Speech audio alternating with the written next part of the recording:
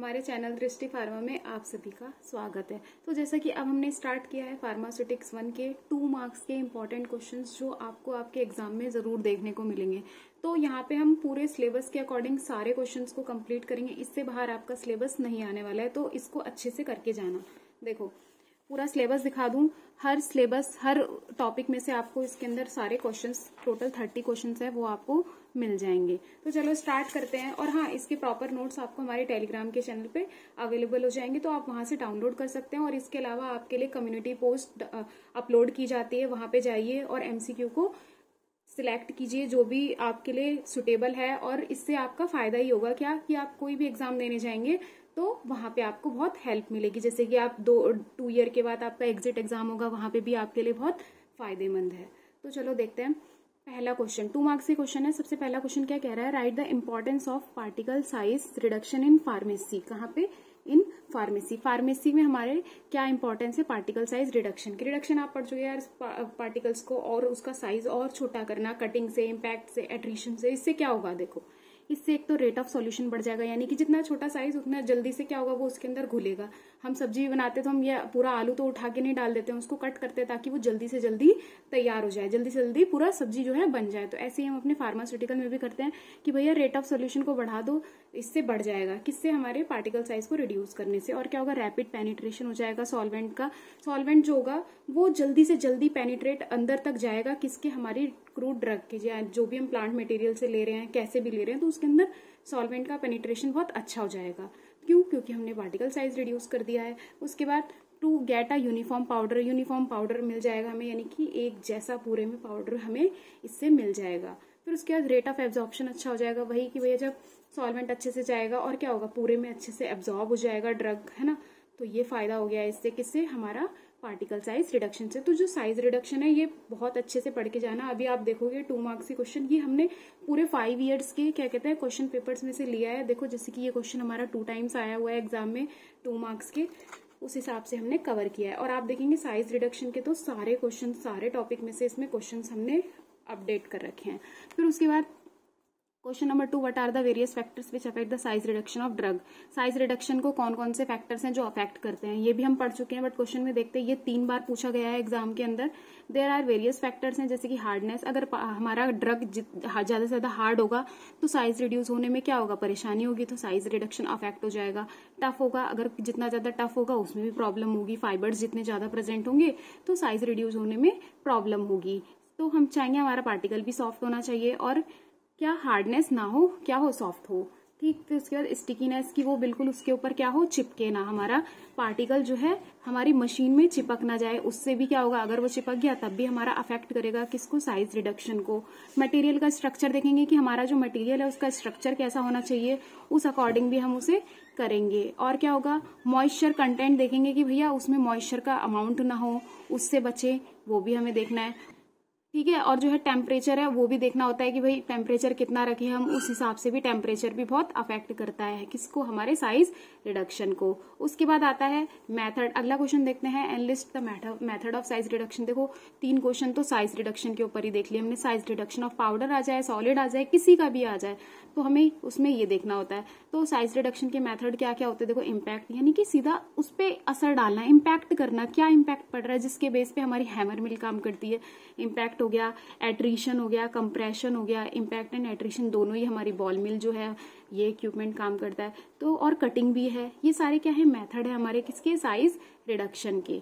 तो ये क्या था हमारा क्वेश्चन नंबर 3 भी इस तरीके से साइज रिडक्शन के ऊपर था, जो कि कंप्लीट हो गया है। उसके बाद क्या है, बहुत इजी क्वेश्चंस है, हर टॉपिक में से आपको इसके अंदर मिल जाएंगे। उसके बाद क्या है, 4 मेथड बताओ किसके, साइज रिडक्शन के। फिर से वही क्वेश्चन आ गया, रिपीटेड है, यानी कि ये 4 टाइम्स अब तक आ गया है। 2 बार ये क्वेश्चन हो गया, 1 बार अलग। बस क्वेश्चन का थोड़ा वो बदल देते हैं, क्वेश्चन लिखने का तरीका, बट पूछा वही होता है हमसे सेम, और हम यहाँ पे गलत करके आ जाते हैं, तो हमें गलत नहीं करना है। उसके बाद कटिंग है, कंप्रेशन के बेस पे है, इम्पैक्ट के बेस पे है, एट्रीशन वही सेम। एट्रीशन यानी कि यार वो दोनों ही पार्टिकल्स, जो दोनों ही हमारा इक्विपमेंट भी मूविंग में है और जो हमारा मटेरियल है वो भी मूविंग में है। और इम्पैक्ट में क्या होता है, एक मटेरियल के ऊपर हिट करती है दूसरी चीज जाके, एक मूविंग में होता है, एक स्टेशनरी होता है, तो वो होता है हमारा इम्पैक्ट। कंप्रेशन पता ही है, कंप्रेस कर दो, प्रेशर अप्लाई कर दो, कटिंग कट कर दो नाइफ से, तब भी हमारा साइज रिड्यूस हो जाएगा।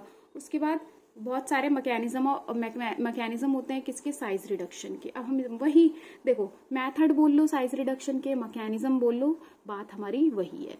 ये भी 3 बार पूछा गया है। देखो इसके अंदर भी क्या आ जाता है, कटिंग, इम्पैक्ट, कंप्रेशन, एट्रीशन, ये हो गया है। फिर उसके बाद कंबाइंड इम्पैक्ट एंड एट्रीशन भी आता है। टोटल 5 मेथड होते हैं या मैकेनिज्म होते हैं जिनके बेस पे हमारा साइज रिडक्शन होता है। तो ये हमारे एक तरीके से प्रिंसिपल है। कोई भी हम मशीन यूज करेंगे तो वहां पे हमारा देखा जाएगा कि इम्पैक्ट लग रहा है या एट्रीशन अप्लाई हो रहा है या कटिंग हो रही है या कंप्रेशन हो रहा है, ये है। उसके बाद अगला क्वेश्चन देखते हैं, enlist ideal qualities of container. Container की आइडियल यानी कि जो हमें चाहिए एग्जैक्ट हमारे कंटेनर की वो क्या क्या होती हैं।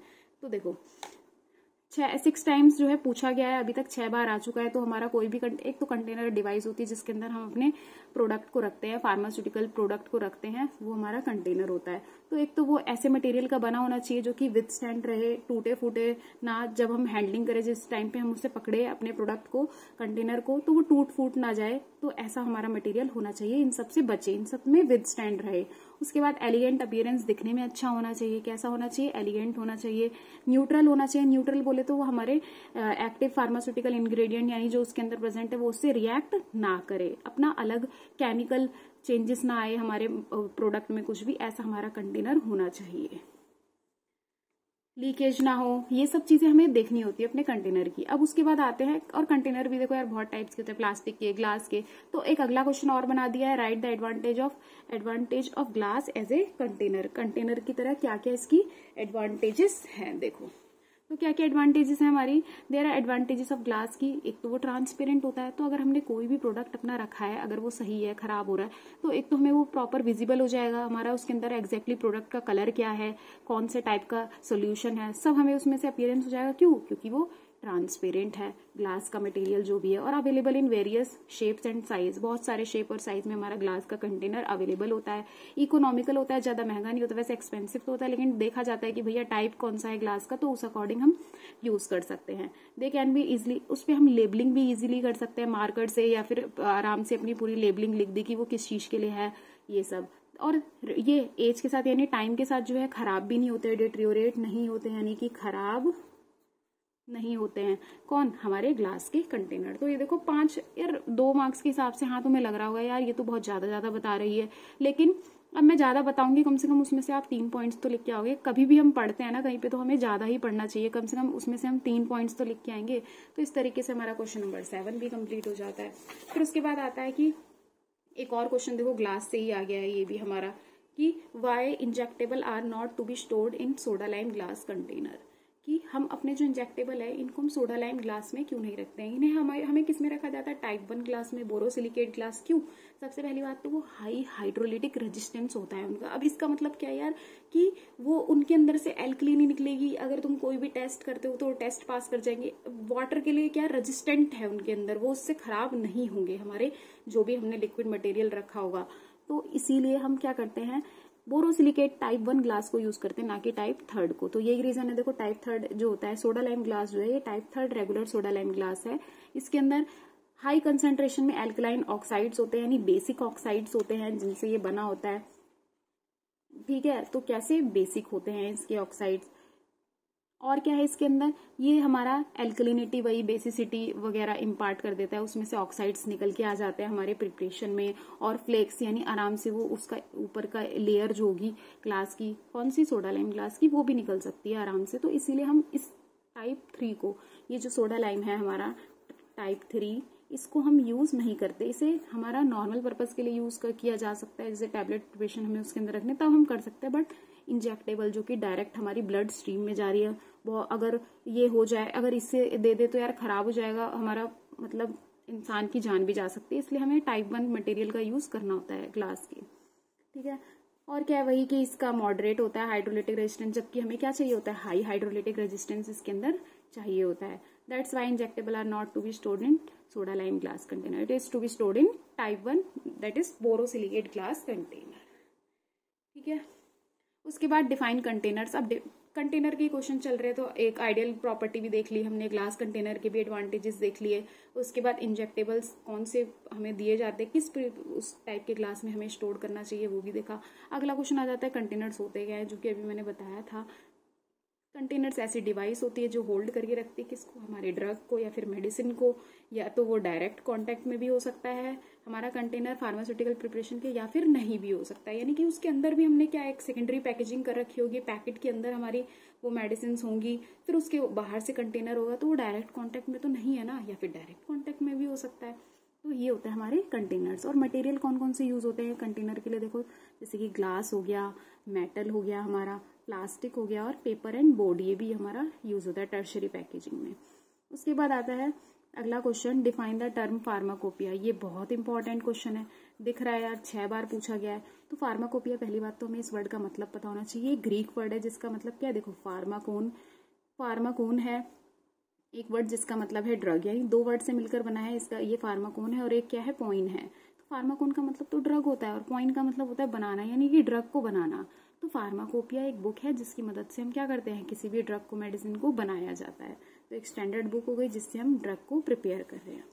उसके बाद क्वेश्चन 11 आ जाता है। 10 क्वेश्चन देखो कंप्लीट हो चुके हैं, टोटल 30 क्वेश्चन हैं।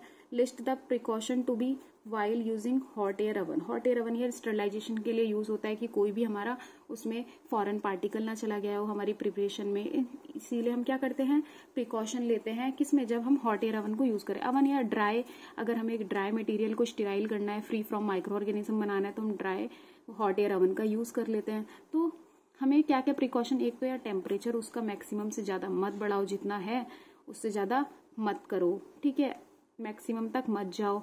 और सबसे बड़ी बात कि जो भी हम मटेरियल ड्राई हीट स्टरलाइजेशन में यूज कर रहे हैं वो हमारा कंपैटिबल तो हो अवन के साथ, यानी उसके साथ मैच तो करे। यार उसमें तुम कर रहे हो क्या, तुम लिक्विड प्रिपरेशन को कर रहे हो अवन में, तो नहीं, वो पाउडर्स के लिए है अवेलेबल, तो हॉट एयर अवन उसके लिए, जैसे ऑटोक्लेव है ना अलग से, कोई भी लिक्विड प्रिपरेशन है उसको क्या करने के लिए, स्टेराइल करने के लिए, माइक्रो ऑर्गेनिज्म से फ्री करने के लिए।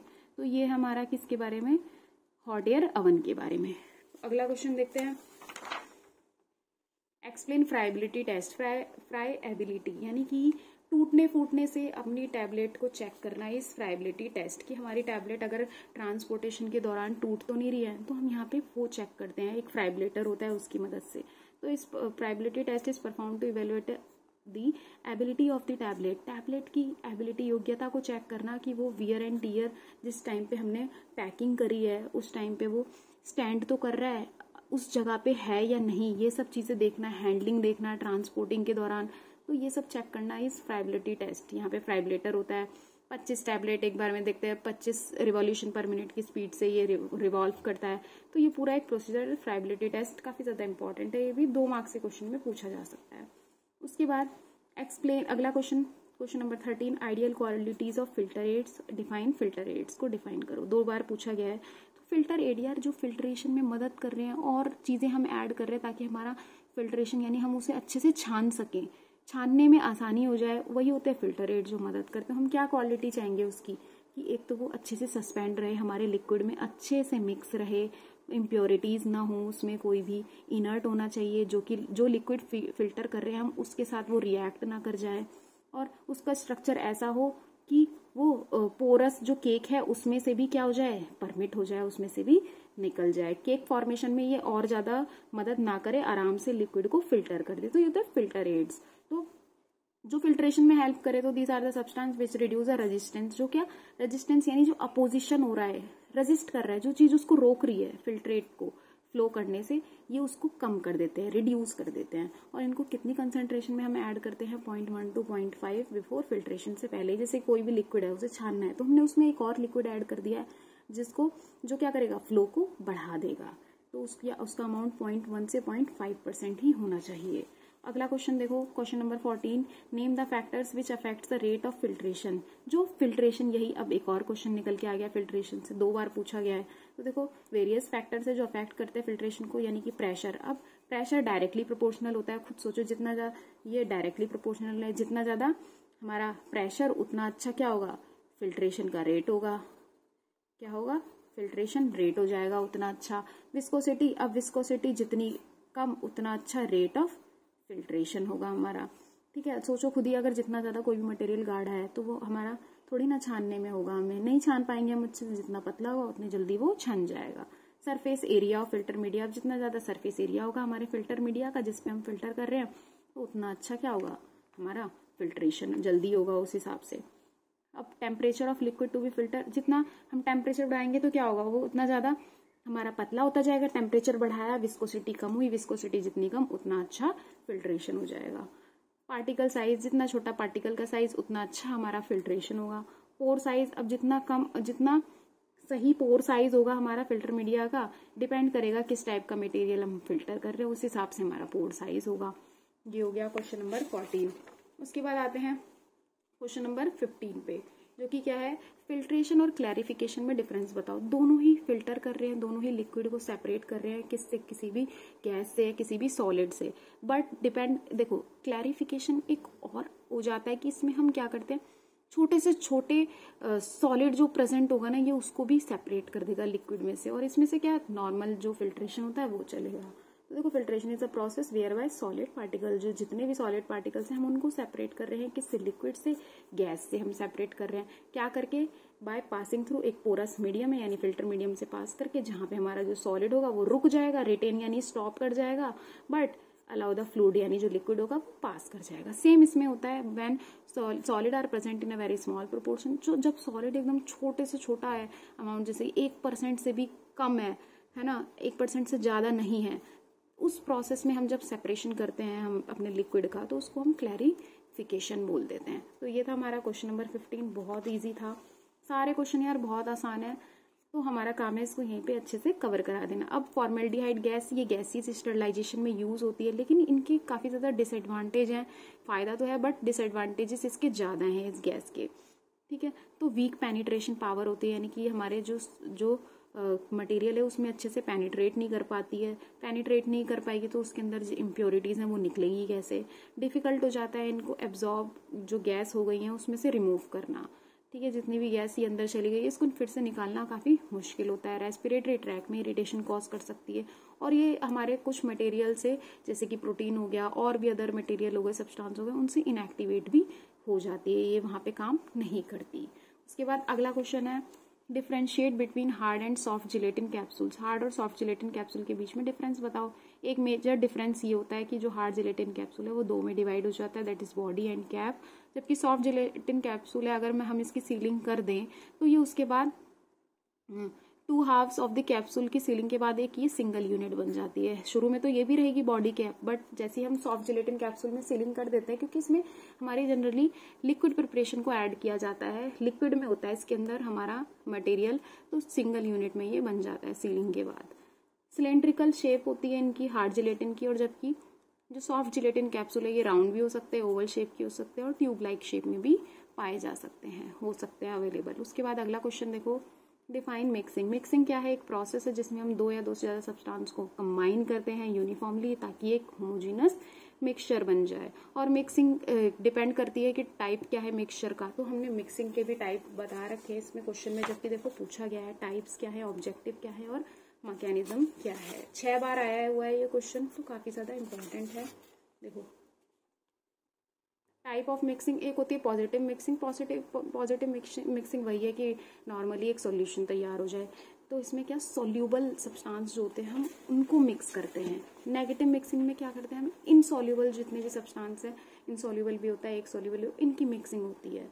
तो और एक न्यूट्रल, यहाँ पे तो क्या होता है कि मिक्सिंग नहीं हो पाती है, और लेकिन जब होती है तो सेपरेट भी नहीं हो पाती है, तो वो न्यूट्रल मिक्सचर हो जाते हैं हमारे, ऐसे टाइप की मिक्सिंग होती है वहाँ। ऑब्जेक्टिव क्या है, हम क्यों कर रहे हैं यार, मिक्सिंग करने से सॉल्युबिलिटी अच्छी होगी, स्टेबिलिटी अच्छी होगी, प्रोडक्ट की क्वालिटी बढ़ जाएगी, और क्या बायो अवेलेबिलिटी बढ़ जाएगी, यानी कि जो भी ड्रग हमारी बॉडी के अंदर जा रही है, जितना फ्रैक्शन जा रहा है अनचेंज ड्रग का, तो वो कुछ बॉडी में कितना परसेंट किस रेट से जा रहा है, तो वो भी एनहांस हो जाएगा, एब्जॉर्प्शन अच्छा हो जाएगा, ठीक है, स्टेबिलिटी बढ़िया हो जाएगी। उसके बाद मैकेनिज्म होंगे कुछ मिक्सिंग के, वो क्या क्या होते हैं देखो हमारे, एक तो होता है कन्वेक्टिव मिक्सिंग। कन्वेक्टिंग में एक बल्क में जो होती है मिक्सिंग होती है यहाँ पे। शेयर मिक्सिंग में क्या होता है, शेयर फोर्स लग जाती है पार्टिकल के बीच में, उससे मिक्सिंग हो जाती है। डिफ्यूजन मिक्सिंग में क्या हो जाता है कि भैया यहाँ पे पार्टिकल जो होते हैं वो मूव करते हैं, एक दूसरे में डिफ्यूज होते हैं, उस तरीके से वो वहां पे अच्छे से मिक्स हो जाते हैं। ये था किसके बारे में, हमारा डिफ्यूजन मिक्सिंग। उसके बाद आती है क्या,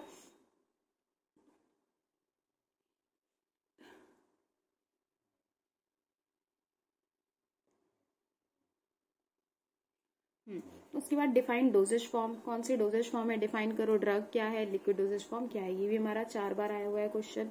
डोजेज फॉर्म क्या होती है, देखो एक स्पेसिफिक फिजिकल फॉर्म है जो हमें दिखाई दे रही है, एक फिक्स है, ठीक है, जिसको एक इन विच ड्रग, जिसमें हम ड्रग को बना रहे हैं या फिर और क्या कर रहे हैं, पेशेंट तक उसे पहुंचा रहे हैं, तो वही हमारी डोजेज फॉर्म होती है। जैसे कि टैबलेट हो गई, ये भी एक डोजेज फॉर्म है, सिरप हो गई, क्रीम्स हो गई, ये सब एक डोजेज फॉर्म है, एक फिजिकल फॉर्म के रूप में हमें ड्रग को बनाना और पेशेंट को देना इस डोजेज फॉर्म।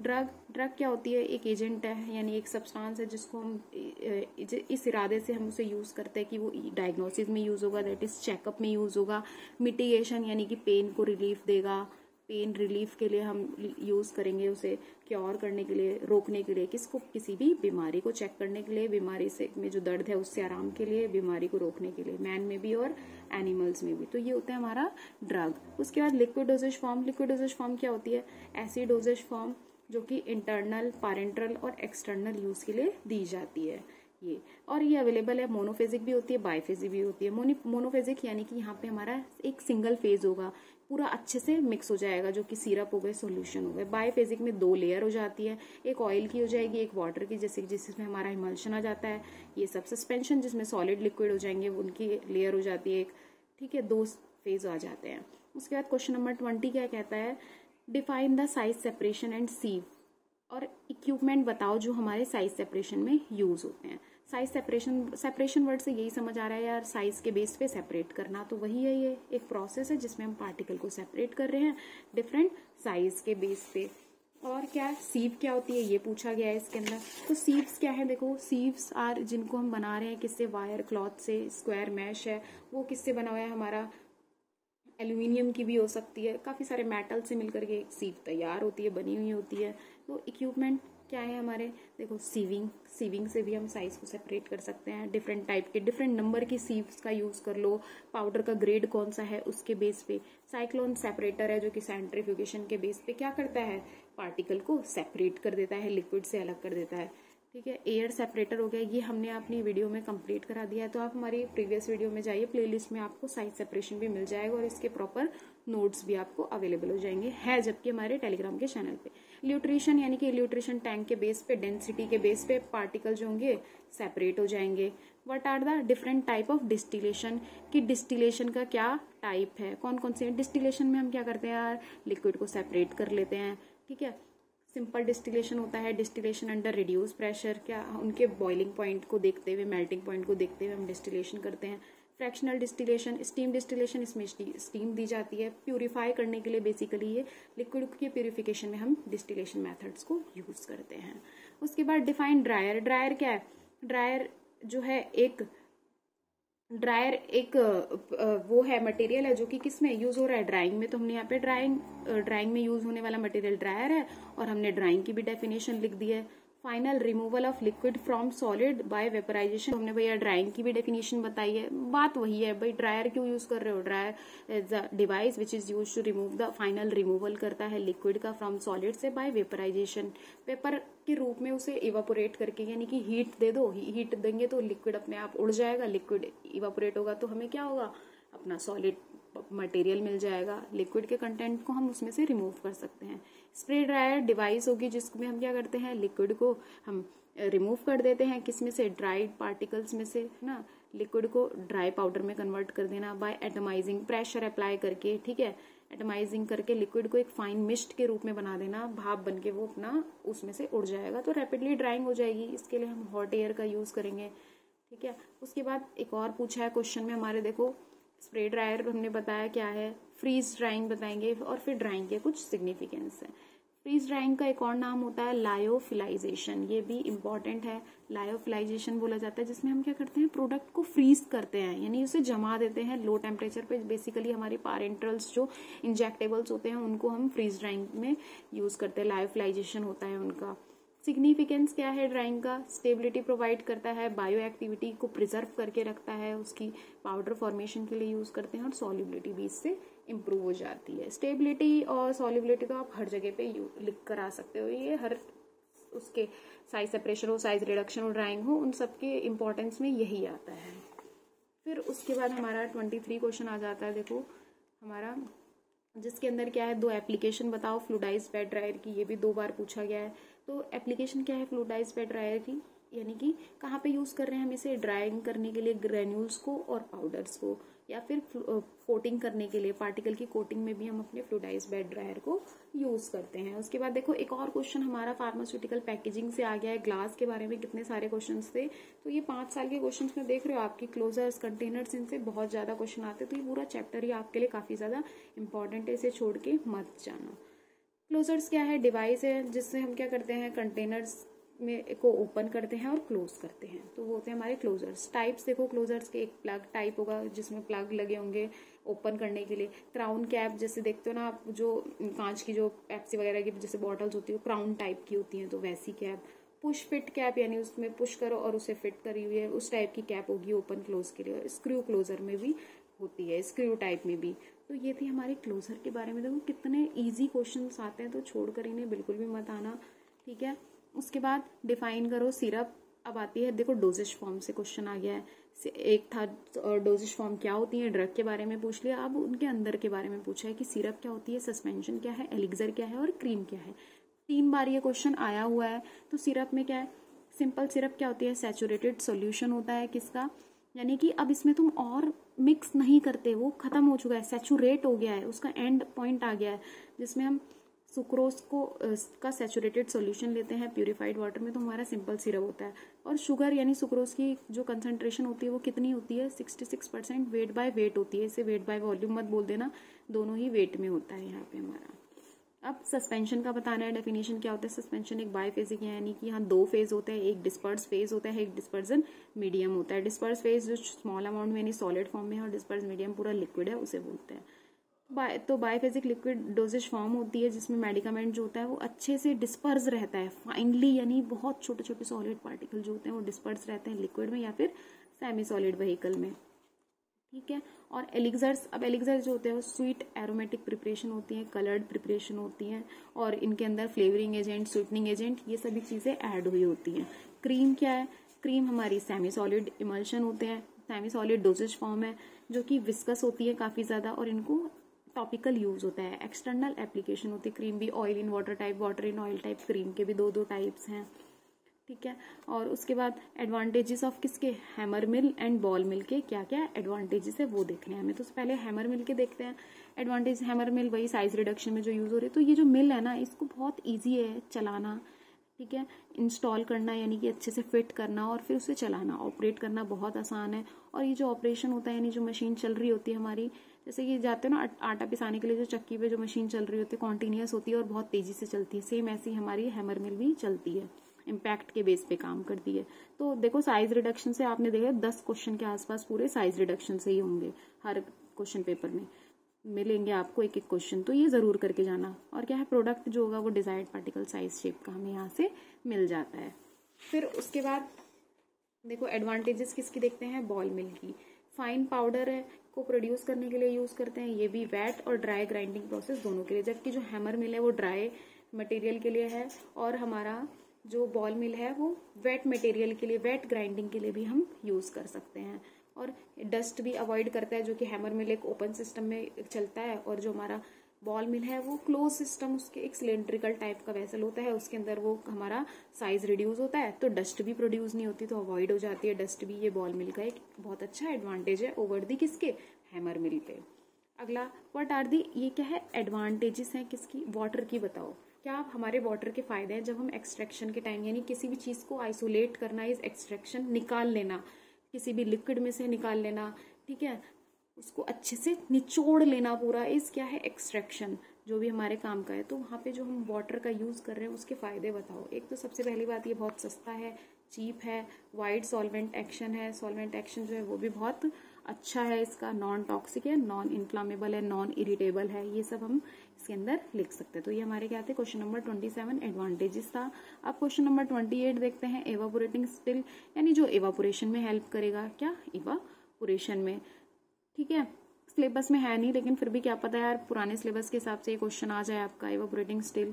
तो एडवांटेजेस देखो इसकी क्या होती हैं, सिंपल इसकी कंस्ट्रक्शन होती है, इसको आसान होता है क्लीन करना, मेंटेन करना, तो ये एडवांटेजेस भी हो गई हैं इसकी, ठीक है। फिर उसके बाद क्लासीफाई करो इम्यूनिटी। इम्यूनिटी होता क्या है, पहली बात तो इम्यूनिटी पता होना चाहिए क्या है। इम्यूनिटी हमारी पावर होती है बॉडी की किसी भी माइक्रोबियल एजेंट के अगेंस्ट लड़ने की, यानी कि कोई भी बैक्टीरिया है, हमारा एंटीजन है, कोई भी फॉरेन पार्टिकल हमारी बॉडी में आ रहा है तो बॉडी हमारी फाइट कर रही है, उसके अगेंस्ट एंटीबॉडी बना रही है, तो इसी को हम इम्यूनिटी कहते हैं। दो टाइप की होती है, एक नेचुरल इम्यूनिटी जो होती है वो हमें बाय बर्थ मिलती है, ठीक है, एज के हिसाब से, रेस के हिसाब से ये, और एक्वायर्ड इम्यूनिटी जो हमें बाहर के एनवायरनमेंट से आफ्टर दी बर्थ हमें मिलती है, जो हम एक्वायर करते हैं। तो वो दो टाइप की हो सकती है, एक एक्टिव इम्यूनिटी होती है, एक पैसिव इम्यूनिटी होती है, ठीक है।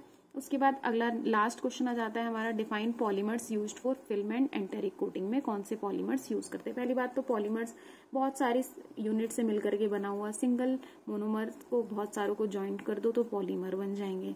तो टाइप ऑफ मटेरियल जो यूज कर रहे हैं हम, एक प्रोटेक्टिव लेयर चढ़ाने के लिए, किसके ऊपर, ड्रग फॉर्मुलेशन पे, ड्रग की फॉर्मुलेशन पे एक लेयरिंग कर देंगे तो इससे क्या होगा, ड्रग जो होगी वो हमारी एक कंट्रोल्ड ड्रग डिलीवरी सिस्टम में तैयार हो जाएगी, नोवल ड्रग डिलीवरी सिस्टम बन जाएगा, जिससे क्या होगा, एक ही बार एक मेडिसिन को ली वो धीरे धीरे बॉडी में जाके एब्जॉर्ब हो रही है टाइम के साथ, इसीलिए हम पॉलीमर्स का यूज कर रहे हैं। जैसे कि फिल्म कोटिंग में पॉलीमर कौन सा यूज होगा, hydroxy propyl methyl cellulose semi synthetic polymer है हमारा, HPMC शॉर्ट में बोला जाता है। इथाइल सेलुलोज भी होता है। उसके बाद एंटेरिक कोटिंग में हमारे कौन से होते हैं, फिल्म कोटिंग हो गई, ये किसी भी टैबलेट की कोटिंग में हो सकती है। एंटेरिक कोटिंग वो होती है ऐसी कोटिंग जो हमारी कहाँ पे जाके हमारी जाएगी, सीधा हमारे इंटेस्टाइन में जा करके ये डिग्रेड होना स्टार्ट होगी कोटिंग, और ये कहीं पे भी नहीं खराब होगी। सेलुलोज एसीटेट थैलेट होता है इसके लिए, या फिर hydroxy propyl methyl cellulose phthalate आ जाते हैं हमारे एंटेरिक कोटिंग के अंदर। इस तरीके से हमारा देखो 30 क्वेश्चन फार्मास्यूटिक्स 1 के डी फार्मा के सिलेबस के अकॉर्डिंग कंप्लीट हो गए। इससे बाहर आपके क्वेश्चंस नहीं आएंगे, इनको प्रॉपर अच्छे से करके जाना। सो अगर वीडियो अच्छी लगी तो आप लाइक कर सकते हैं, और हाँ, इसके प्रॉपर नोट्स आपको हमारे चैनल पे मिल जाएंगे टेलीग्राम के, और आप हमें बता सकते हैं कमेंट करके कि कौन से हमें चेंजेस इसके अंदर करनी चाहिए। So thank you.